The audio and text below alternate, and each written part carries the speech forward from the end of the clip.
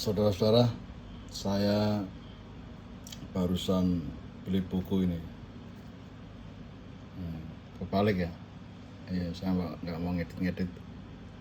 Judulnya Wijaya, pendiri kerajaan Majapahit. Buku ini menarik ya. Ditulis oleh Suwarno Kartowiryaputra. Buku tentang Majapahit terbit di tanah Sunda, Bandung. Katanya Sunda dan Majapahit tidak bisa bersatu. Tapi buku ini terbit di Bandung. Dan yang menarik lagi, buku ini sebenarnya bukan bacaan dewasa, bacaan untuk sekolah dasar. Sekolah dasar memperkenalkan sejarah Nusantara. Tetapi yang menarik tidak di situ. Yang menarik di sini nih, bagaimana sejarah Nusantara yang tradisi dan ritualnya berbeda dengan mayoritas generasi sekarang itu membaca bacaan seperti ini. Saya pikir buku ini begitu hati-hati ya. Misalnya ini kan cerita abad 13 ya. Misalnya dia menulis ini tentang bagaimana Kenarok menjadi raja.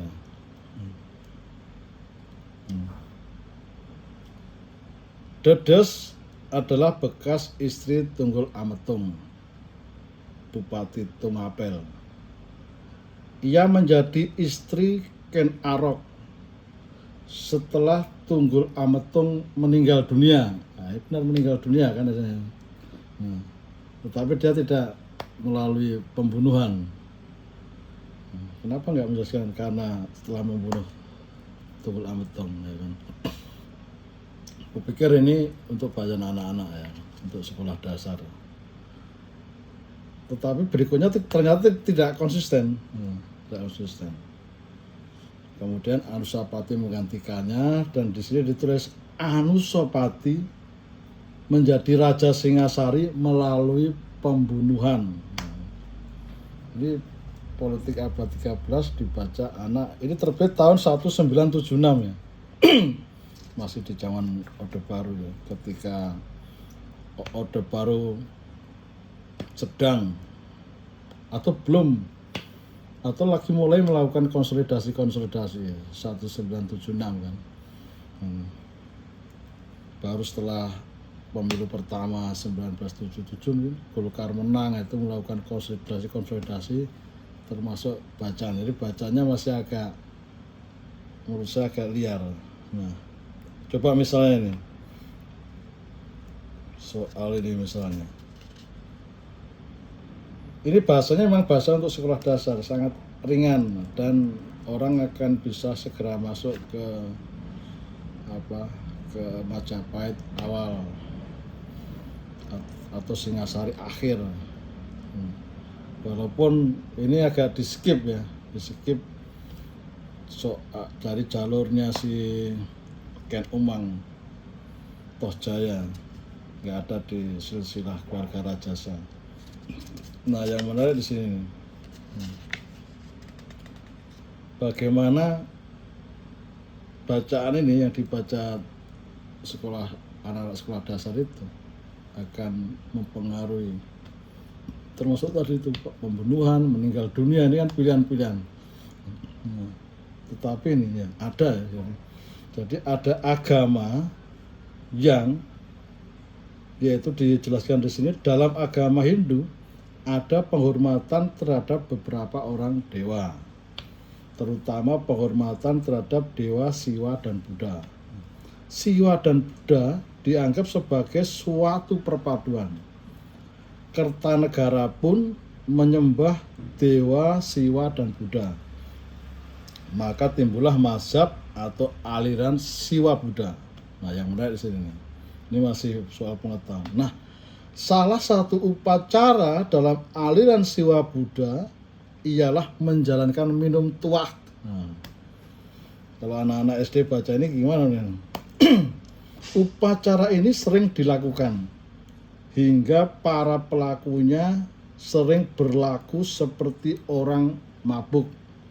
Maksudnya mendekatkan diri dengan Tuhan atau dewa. Jadi ada pilihan-pilihan untuk dekat dengan Tuhan itu. Boleh mabuk atau bisa mabuk, melalui mabuk, bisa juga tidak. Nah, Kertanegara, ini saya baca ya, adalah penganut Siwa Buddha. Itulah sebabnya minum tuak menjadi kebiasaannya. Acap kali upacara tersebut dilakukannya, semakin sering, semakin dekatlah hubungannya dengan Tuhan. Ini agamanya Raja Kertanegara.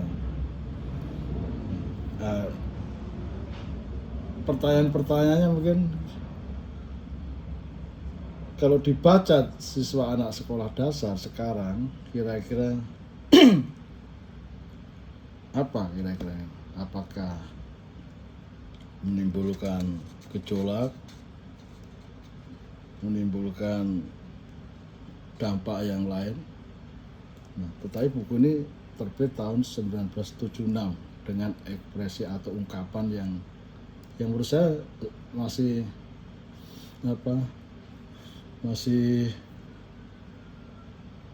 umum.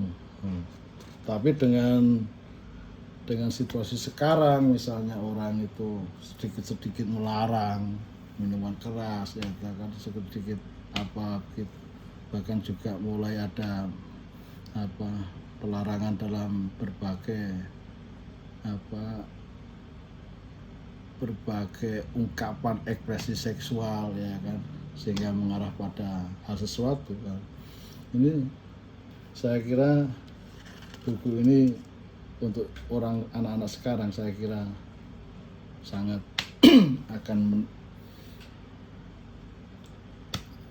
saya tidak menyatakan buku ini harus dilarang terbit, tetapi buku ini memberikan pengetahuan yang lain.